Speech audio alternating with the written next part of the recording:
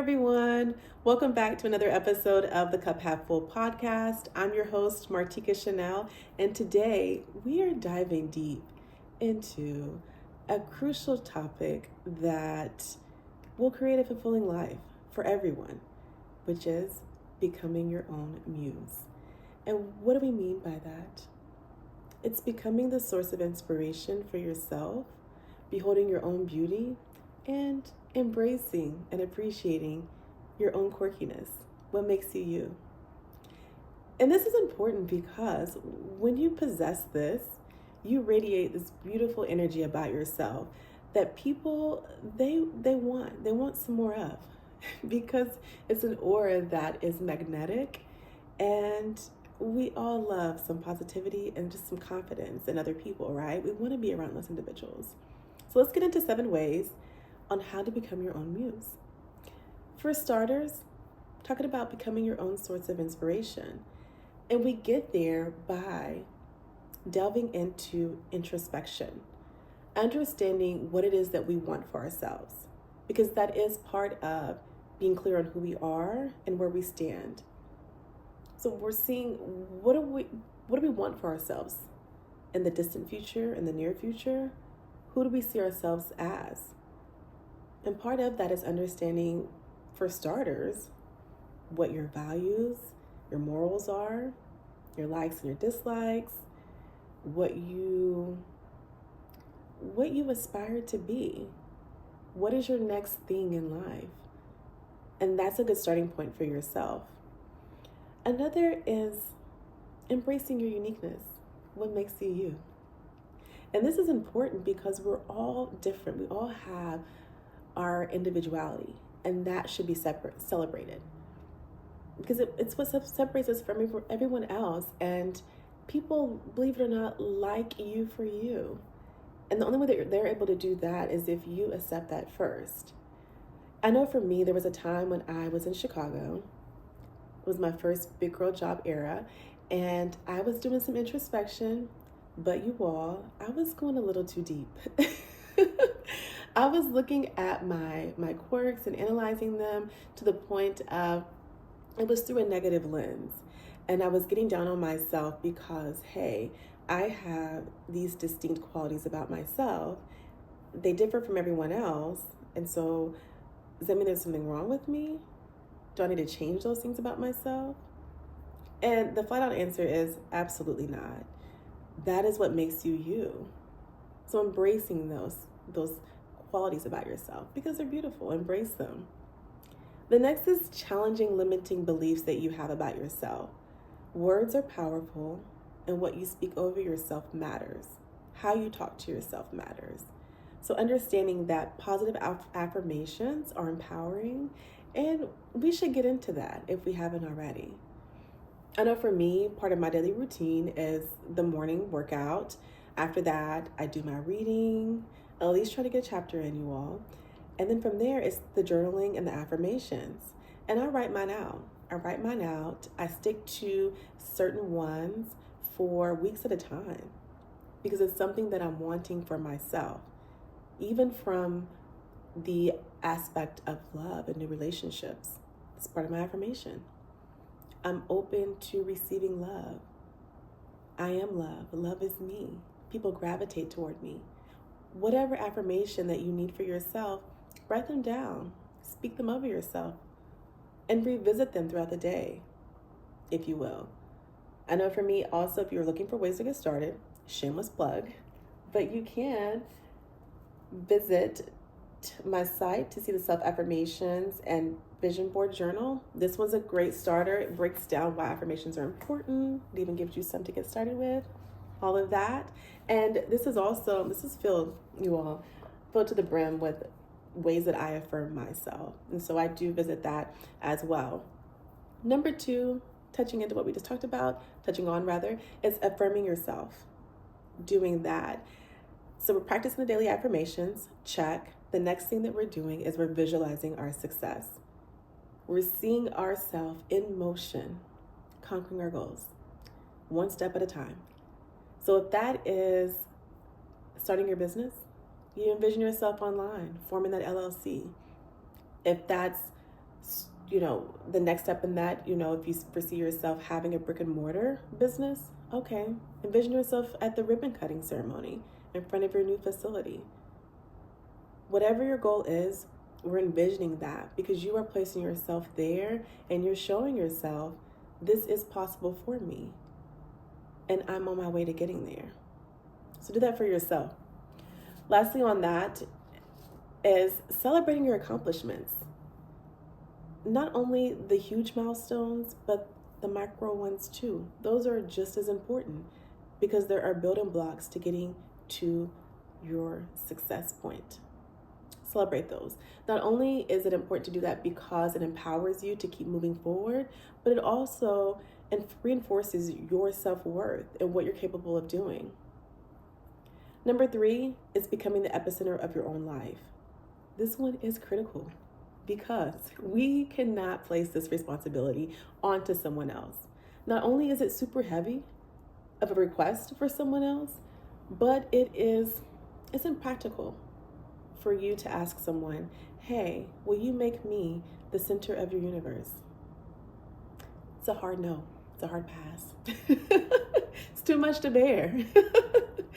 Instead, we should be doing that for ourselves. We are our own source of joy, happiness. We are steering our own ship, and we have to own that. And part of that is setting clear goals for yourself. Clear goals, things that we're able to achieve. If we haven't heard of the SMART acronym, we're doing that. Specific goals, those that are measurable. We're putting actions behind those measurements, right? And they're realistic, and we can achieve them in a timely manner. SMART goals. We're also embracing challenges along the way. Things are going to happen. Life is lifing for all of us. Don't we love that? So sometimes we're going to have to put a pause on certain things because other things are interfering, but we're still moving ahead, step by step. I always say, do one thing toward your goal each day, even if it's minor. You're starting that business? Okay. Well, the next thing I should do maybe is create an Instagram page. Perfect. Just do that and let that be that for the day. And then the next day, maybe your goal is to gain 5 followers. Little by little, and you will get there. Number 4 is embodying yourself. And part of that is focusing on your self-care routine. Do you have one? I hope so. And if not, that's fine. It's creating one for yourself, things that make you come alive, right? Whether that's in your restroom, in the bathroom, your self-care routine starts there. Or sometimes for others, it's, hey, let me go connect with nature. That's what makes me come alive. Doing a hike, biking through nature, running through nature, taking your shoes off, hugging a tree. I don't care, whatever it is, find that source for yourself that just rejuvenates you because you need that. And ensuring that that's a concrete part of our schedule. So nothing should really interfere with that unless you have littles like I do. They make it hard sometimes to stick to a schedule. But other than that, it's really making sure that we give something back to ourselves because we have to fill our own cup. So let's do that. We're also dressing to impress.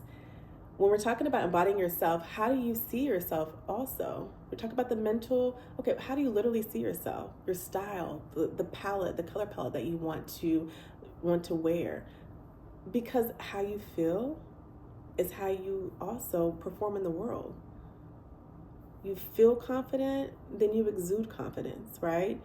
Feel good, you work out good. Same thing at the gym for myself, right? I make sure, I still put perfume on as well when I go to the gym.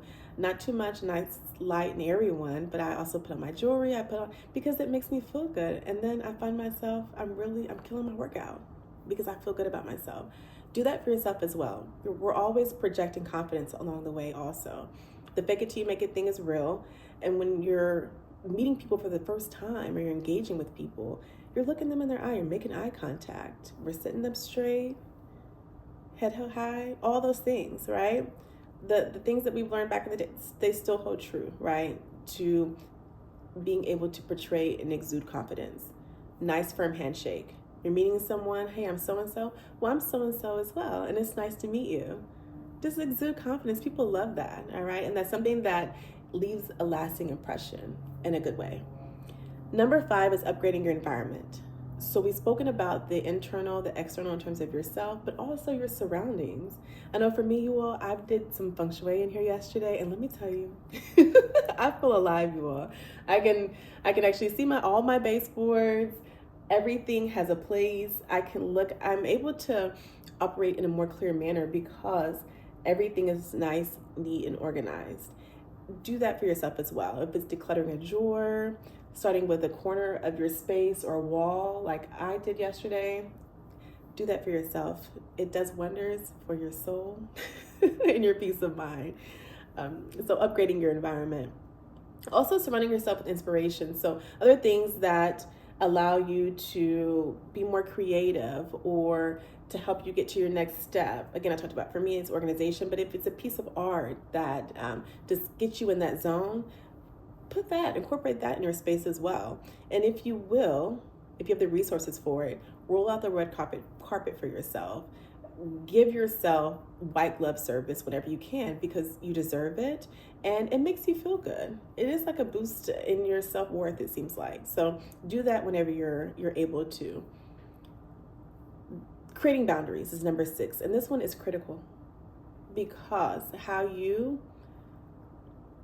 allow people to treat you says a lot about the boundaries that you do or don't have in place. So ensuring that there's some delineation between certain areas of you, your morals, your values for yourself, things that your non-negotiables that you will and won't tolerate, it does a lot for yourself and where you're at in your life also.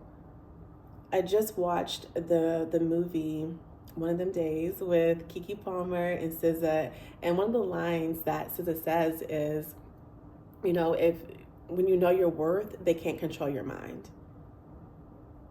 So part of knowing your worth is also having these good concrete boundaries so that you are safeguarding yourself. And it's not enough, you all, just to have the boundaries. You have to enforce them. You have to stand on business with certain things. You have to teach people how to treat you. And that will take you a long way.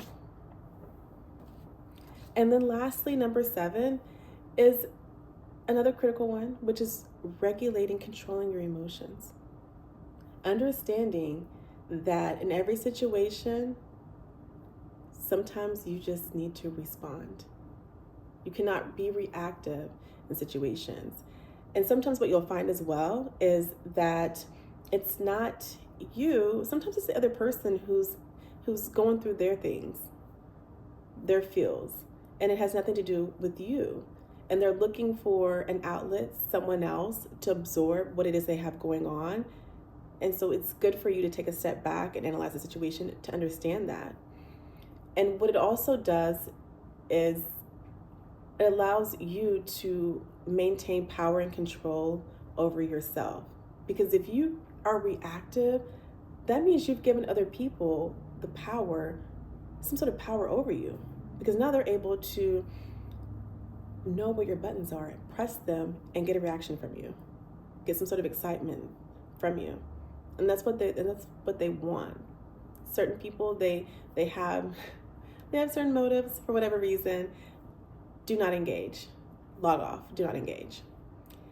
And these 7 steps, in terms of 1 through 6, these are going to put you on your way, on your journey to becoming your own muse. And understand that this is a journey. So it's something that we have to consistently work on.